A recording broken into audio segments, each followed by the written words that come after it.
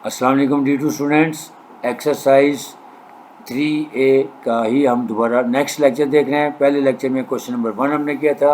D2 book है 7th revise updated addition के मुताबिक, न्यू सिलेबस के मुताबिक। एक्सरसाइज 3A टॉपिक का नाम है सेलिंग प्राइस, कॉस्ट प्राइस या फाइनेंशियल अरिथमेटिक भी कहते हैं। क्वेश्चन नंबर 2 हम करने जा रहे हैं। क्वेश्चन नंबर 2, 3 और 4 इंशाल्लाह देखेंगे। ये रहा क्वेश्चन नंबर 2 आपके सामने स्क्रीन पे।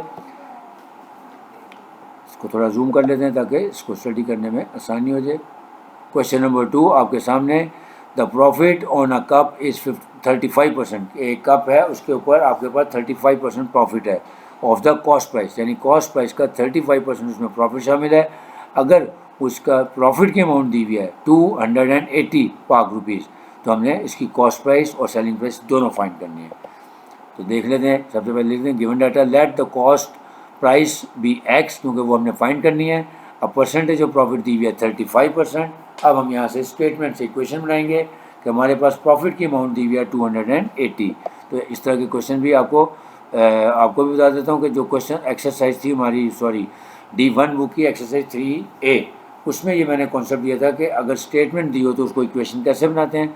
अगर आप चाहें तो एक्सरसाइज 3A D1 बुक का वीडियो लेक्चर दे के वहाँ से कॉन्सेप्ट भी ले सकते हैं, लेकिन यहाँ पे आपको दोबारा बता देता हूँ कि ये हमारी स्टेटमेंट बन गई कि profit is equal to 35% of cost price. तो हम यहाँ से इक्वेशन बना लेंगे। सो कॉस्ट प्राइस हमने फाइंड करनी है, इक्वेशन बना लेते हैं। सेलिंग प्राइस भी फाइंड करनी है। हमारे पास आ गया profit is equal to 35% of CP, क्योंकि क्वेश्चन में बता दिया गया कि हमारे पास जो प्रॉफिट है वो कॉस्ट प्राइस का 35% है और प्रॉफिट की अमाउंट दी हुई है वो 280। तो यहाँ से हमारी एक इक्वेशन बन जाएगी। So profit is equal to 35% of cost price. अब यहाँ पे हम वैल्यूज पुट कर देते हैं। प्रॉफिट है हमारा 280, 35% का मतलब हो गया 35/100 और CP हमने लेट किया x है। So 280 is equal to 35/100 multiplied by x. So 280 is equal to 0.35x, क्योंकि जब हम 35 को 100 पे डिवाइड करेंगे डेसिमल में कन्वर्ट कर लें, सो 0.35x। सो अब x की वैल्यू निकालनी है। 0.35 इधर मल्टीप्लाई हो रहा है, इधर आके डिवाइड हो जाएगा। So x is equal to 280 over 0.35 which is equal to 800। So हमारी कॉस्ट प्राइस आ गई 800। अब हमने निकालनी है सेलिंग प्राइस। तो सेलिंग प्राइस निकालने का वही फार्मूला जो मैंने क्वेश्चन नंबर 1 में बताया था कि जब भी सेलिंग प्राइस निकालनी है कॉस्ट प्राइस को फैक्टर से मल्टीप्लाई कर देंगे। तो फैक्टर हमारा हो जाएगा 100 + 35/100 यानी 1.35। So selling price is equal to cost price multiplied by factor. तो cost price multiplied by factor कर देंगे। कॉस्ट प्राइस हमारे पास 800, इसको 1.35 से मल्टीप्लाई किया तो हमारे पास अमाउंट आ गई सेलिंग प्राइस की 1080। क्वेश्चन नंबर 3 अब आपके सामने आ गया। क्वेश्चन नंबर 3 है कि हमें कॉस्ट प्राइस दी हुई है ऑफ 2 किलोग्राम ऑफ बटर। इसको रूम काउंट कर दीजिए। A trader mixes 2 kg of butter which cost PKR 80 पर किलोग्राम। यानी एक ट्रेडर है, उसने 2 किलोग्राम ऑफ बटर लिया है जिसकी कॉस्ट आ रही है PKR 80 पर kg, और 3 किलोग्राम एक और बटर है जिसकी कॉस्ट आ रही है PKR 60 पर kg। यानी टोटल 5 kg आपके पास बटर है। जो 2 kg है उसको आपने परचेज किया है 80 पर kg के हिसाब से, और जो 3 kg है उसको 60 पर kg के हिसाब से। ही सेल्स द मिक्सचर, यानी उसके पास उसने मिक्सचर बनाया और उसको पर 250 ग्राम यानी 250 ग्राम के हिसाब से बेचा, और उसकी प्राइस उसने जो चार्ज की यानी सेलिंग प्राइस वो है 25.5। Express his profit as a percentage of his selling price, यानी उसका प्रॉफिट निकालेंगे और फिर सेलिंग प्राइस पे उसको डिवाइड करके परसेंटेज निकालेंगे। उम्मीद है क्वेश्चन समझ आ गया होगा। अब हम इसको सॉल्व कर लेते हैं।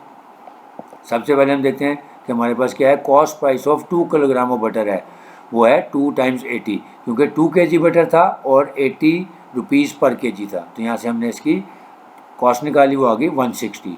अब जो 3 किलोग्राम बटर है वो उसकी कॉस्ट आ गई 3 × 60, क्योंकि 3 kg हमने ख़रीदा है 60 पर kg के अतबार से, तो 180 आ गई। अब हमारे पास टोटल कॉस्ट प्राइस आ जाएगी बटर की 160 + 180, और ये कितना बटर हो जाएगा 2 + 3 यानी 5 kg हो जाएगा। So total cost price for 5 kg is equal to PKR 160 plus 180 which is equal to 340। अब क्योंकि हमने जो सेलिंग प्राइस है वो हमें पर 250 ग्राम्स दी हुई है, तो एक तो ये तरीका कि हम इसमें से पर 250 ग्राम्स निकाल लें। लेकिन याद रखें जब भी यूनिट्स ना दिए हुए हों तो हमेशा या तो टोटल पे निकालें या पर यूनिट यानी 1 ग्राम की कॉस्ट पे निकालें, और उस पर फिर हम प्रॉफिट भी निकाल सकते हैं, कॉस्ट प्राइस भी निकाल सकते हैं और प्रॉफिट परसेंटेज या लॉस की परसेंटेज निकाल सकते हैं। तो ये देखें क्योंकि 5 किलोग्राम जो है वो 5000 ग्राम है, तो लिहाजा हम क्या करेंगे, इस टोटल कॉस्ट प्राइस को 5000 से डिवाइड करके पर ग्राम कॉस्ट निकाल लेते हैं।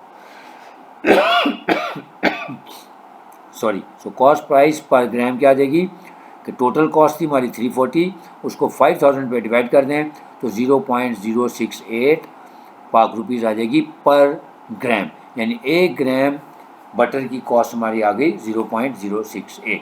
अब हमें दी हुई है 250 ग्राम की सेलिंग प्राइस दी हुई है, यानी लिखा हुआ है कि सेलिंग प्राइस पर 250 ग्राम। तो 250 ग्राम की जो सेलिंग प्राइस दी हुई है वो है 25.50। तो अब यहाँ से भी हम 1 ग्राम की निकाल लेंगे, यानी सेलिंग प्राइस पर ग्राम निकाल लेंगे। तो 25.250 डिवाइडेड बाई 250, क्योंकि जो 25.50 है ये 250 ग्राम की प्राइस है, तो इसको डिवाइड किया तो हमारे पास पर ग्राम की सेलिंग प्राइस आ गई 0.102। अब हमारे पास कॉस्ट प्राइस भी आ गई है, सेलिंग प्राइस भी आ गई है। सेलिंग प्राइस ज़्यादा है, कॉस्ट प्राइस कम है, इसका तो प्रॉफिट हुआ है। तो लिखेंगे as SP is equal to CP, sorry SP is greater than CP, तो फार्मूला हो जाएगा प्रॉफिट का SP माइनस CP, तो हमारा प्रॉफिट आ गया 0.034। अब हम इसकी परसेंटेज निकाल लेंगे। क्वेश्चन में बताया कि जो परसेंटेज निकालनी है सेलिंग प्राइस की बेस पे निकालनी है। So profit over SP multiplied by 100%, तो प्रॉफिट हमारा 0.034 डिवाइडेड बाई 0.102 मल्टीप्लाइड बाई 100, तो आंसर आ गया हमारे पास 33.33%। तो ये था हमारे पास क्वेश्चन नंबर 3।